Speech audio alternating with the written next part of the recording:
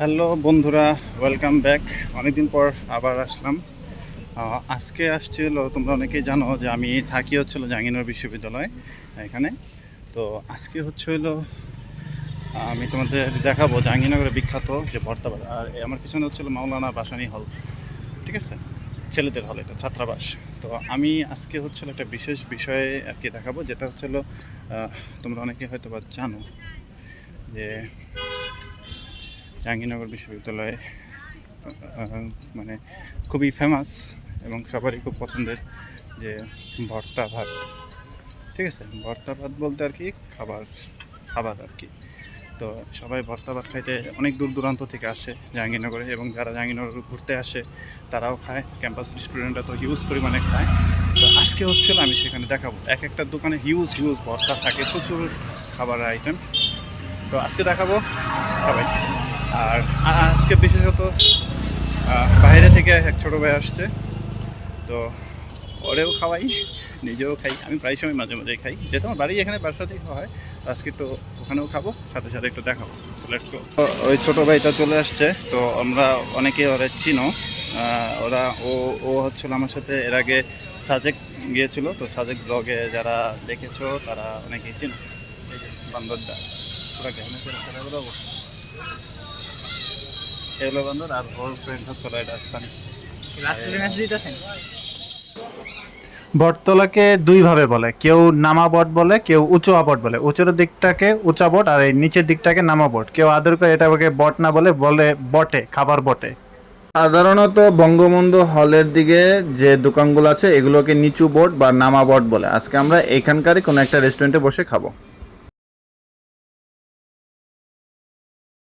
আজকে অনেক দোকানটাও বন্ধ, এবং প্রত্যেকটা দোকানের সামনে প্রচুর পরিমাণে খাবারের আইটেমগুলো সাজানো, যেমন ভর্তা, তেমন বিভিন্ন তরকারি সাজানো, মাছ, মাংস, মুরগি ইত্যাদি দিয়ে ভরপুর সাজানো।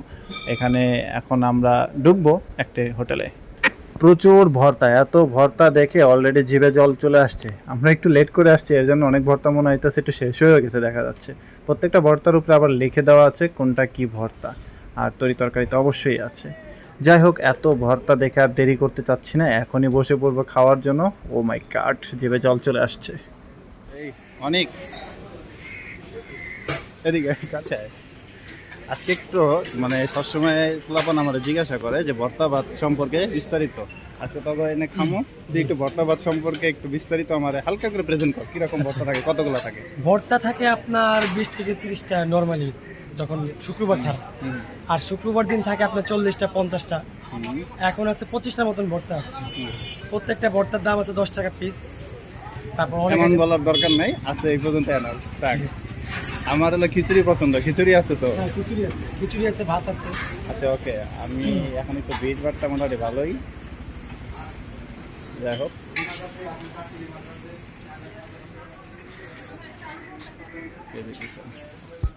অনেক হচ্ছিল এই রেস্টুরেন্টের মালিকের ছেলে। তারা সপরিবারে এখানে মোটামুটি কাজ টাজ করে, এছাড়া বাইরের অনেক স্টাফরাও এখানে কাজ টাজ করে। তো এই বাহারি রকমের ভর্তা, ভাজি আর মাছ মাংস দেখে আসলে যে কোনো মানুষেরই লোভ সামলানো খুবই কঠিন। এখানে আপনি প্রতিদিনের খাবার টাটকা পাবেন, কোনো বাসি খাবার এখানে নাই।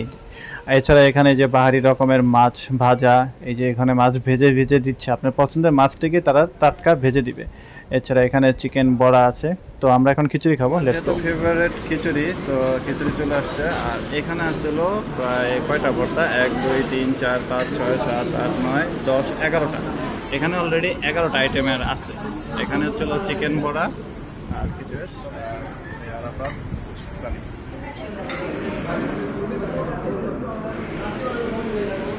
কত ফুটেজ কাটসাট হইব, ক্ষুধার্ত বেশি। অলরেডি খাওয়া শেষ হয়েছে, যারা হাতে বেরো দিচ্ছে। এখন খাওয়া শুরু করি এখান থেকে মজার মতো। দিই সবগুলো এখন খাবো। এই যে ও একটা খাবে,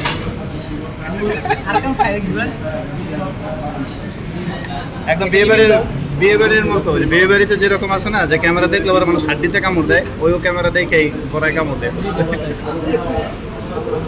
তো ঠিক আছে,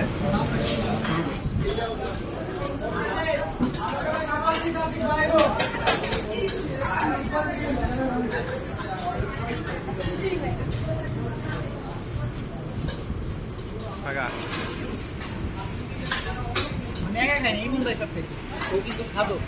এই যে প্লেটগুলো তো কাজ হচ্ছে।